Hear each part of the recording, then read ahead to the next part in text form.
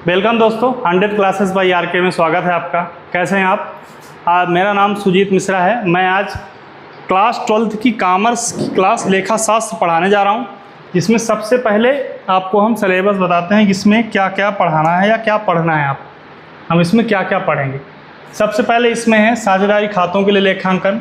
उसमें first chapter साझेदारी लेखांकन आधारभूत अवधारणा। इसमें सारे चैप्टर दिए हुए हैं। इस एक बार अच्छे से आप इन सबको पढ़ लीजिए और इन सारे चैप्टर को हम पूरे सरलता पूर्वक जितनी भी सारी चीज़ें हैं सब कुछ पढ़ाएंगे इसमें। लेकिन इसको हम सबसे पहले बता देते हैं कि इसमें क्या क्या है। साझेदारी लेखांकन, इसमें आधारभूत अवधारणाएं, साझेदारी फर्म का पुनर्गठन, साझेदारी फर्म का पुनर्गठन, साझेदारी की सेवानिवृत्ति मृत्यु, साझेदारी फर्म का विघटन रेजुलेशन, अंश पूंजी के लिए लेखांकन, ऋण पत्रों का निर्गमन, कंपनी के वित्तीय विवरणों, लेखांकन अनुपात, रोकड़ प्रवाह का विवरण।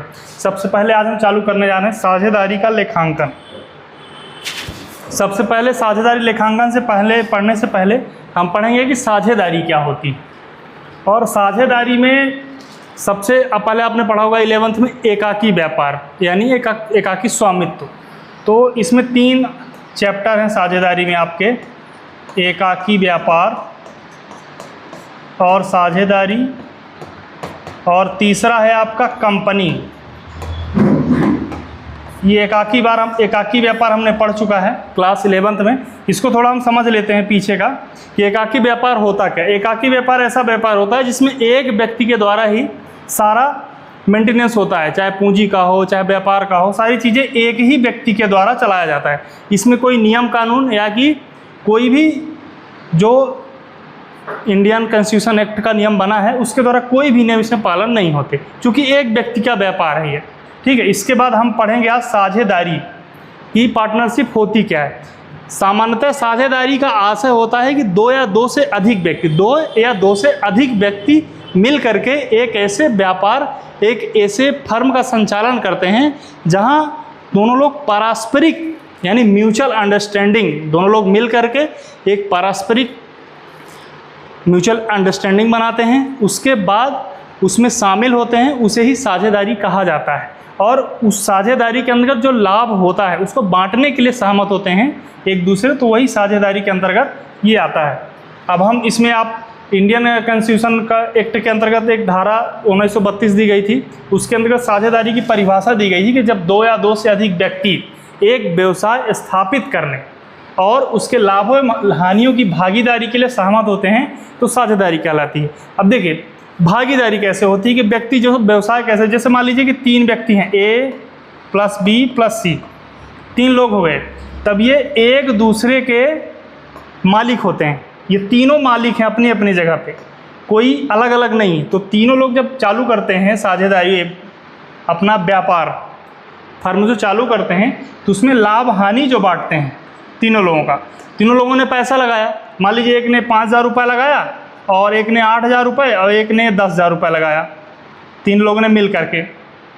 अब साझेदारी अधिनियम के अनुसार जो व्यवसाय ये लोग चालू करते हैं तो आपने सुना होगा कि एक दूसरे में परस्पर लाभ बांटेंगे। अब लाभ बांटने का जो नियम है, तो चूंकि इन्होंने ज़्यादा कम लगाया है तो हम ये देखते हैं कि इन्होंने 10 लगाए, इन्होंने 5 लगाए, इन्होंने 8 लगाए। लेकिन भारतीय साझेदारी अधिनियम में ये दिया गया है कि कोई भी व्यक्ति अगर कम भी लगाया हो या कि ज़्यादा लगाया हो, लेकिन वो लाभ जो है उनमें बराबर भाग में ही बांटा जाएगा। ये साझेदारी अधिनियम में दिया गया है। और उनके द्वारा एक संबंध होता है जो व्यवसाय में शामिल होते हैं, उसके कुछ नियम भी होते हैं। उसको समझते हैं हम कि जो साझेदारी में ये हमारा नियम होता है, उस नियम के अंतर्गत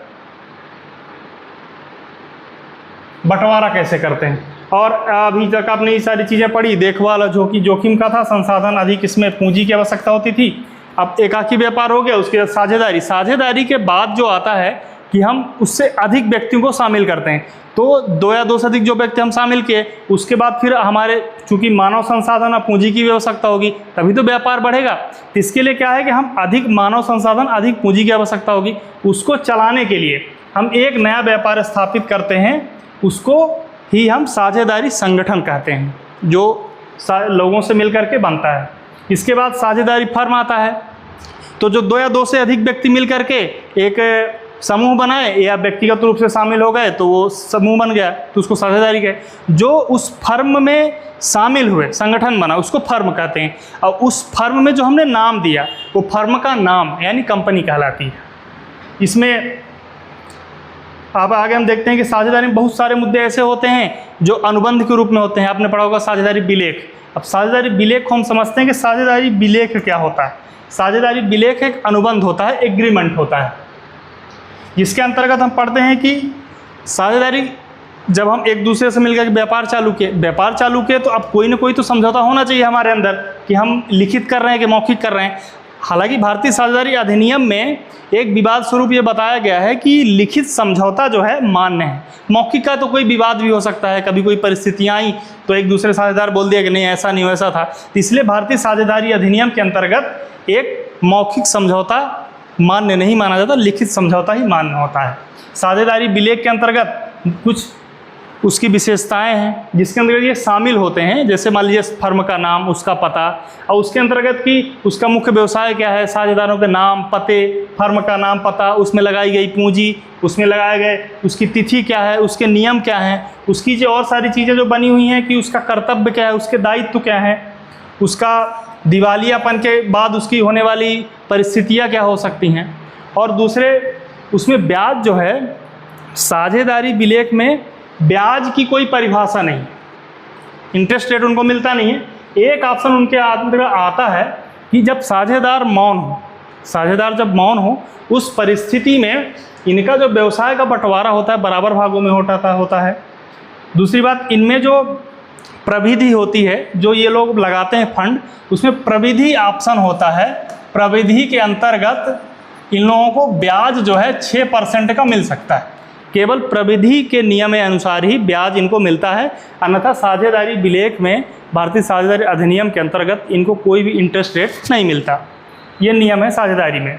फिर ये आपस में ये विवादों का निपटारा भी इनके द्वारा होता है, भारतीय साझेदारी अधिनियम के द्वारा ही। ये साझेदारी प्रवेश और सेवन निवृत्ति मृत्यु, इसमें भी अपनाए जाने वाले नियम इसी साझेदारी विलेख में ही शामिल होते हैं, क्योंकि वो जब साझेदारी चालू करते हैं तो वो सब कुछ विलेख के अंतर्गत ही आता है कि आपने कैसे व्यवसाय चालू किया, उसमें कौन कौन से नियम हैं, साझेदार कितने हैं, उन्होंने कब शामिल किया, उनके दस्तावेज क्या क्या हैं, इस साझेदारी विलेख के अंतर्गत आपको मिलेंगे।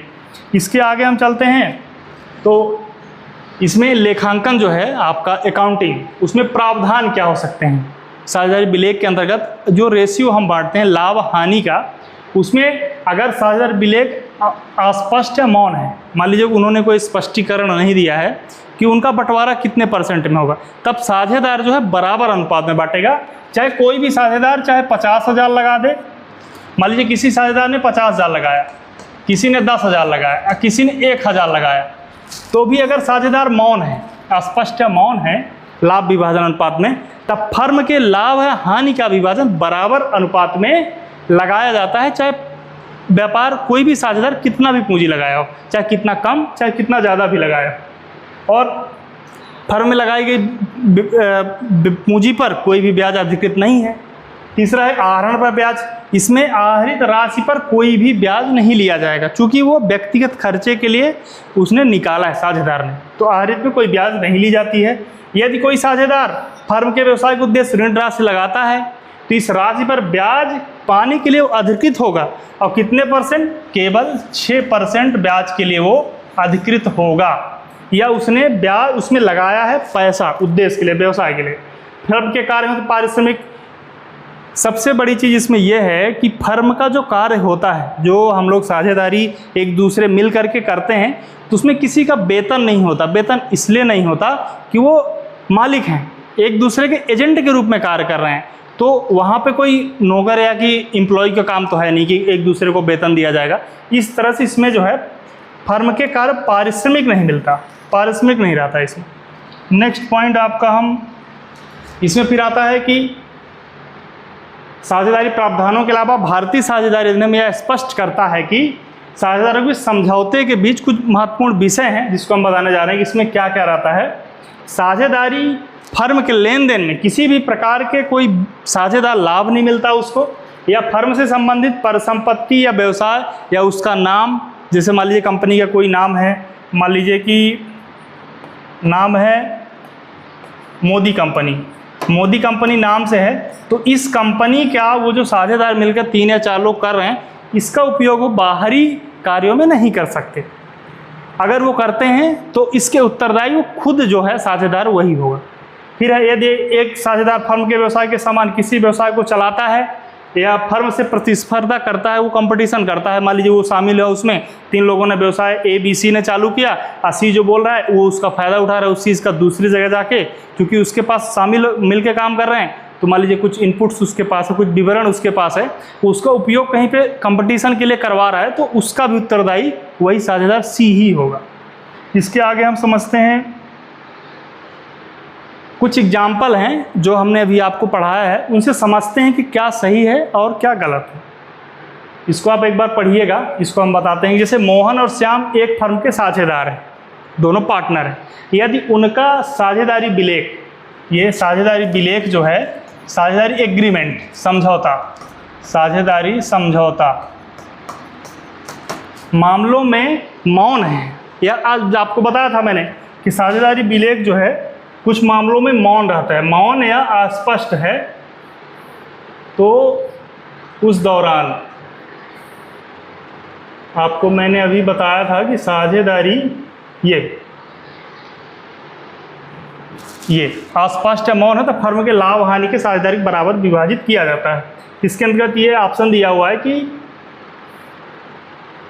ये मोहन और श्याम एक फर्म के साझेदार हैं, यदि उनका निम्नलिखित मामलों में मौन है तो आप बताइए कि क्या उनके दावे वैध हैं। तो पहला है कि मोहन एक सक्रिय साझेदार है, ये मोहन जो है एक्टिव है, वह प्रतिवर्ष 10,000 रुपये का वेतन चाहता है। पिछले चैप्टर में आपको मैं पढ़ाया था कि इसमें कोई भी वेतन का प्रावधान आपको नहीं है, कि कोई भी व्यक्ति जो है पारिश्रमिक का क्लेम नहीं कर सकता कि मुझे वेतन चाहिए, क्योंकि वो कर्मचारी नहीं है। आपको बताया था मैं कि फर्म के कार्य हैं तो पारिश्रमिक, इसमें किसी प्रकार के व्यवसाय के चलाने के लिए पारिश्रमिक पाने के लिए वो हकदार नहीं है, क्योंकि वो एजेंट है, एक दूसरे के मालिक हैं, इसलिए वो इसमें शामिल नहीं हो सकते।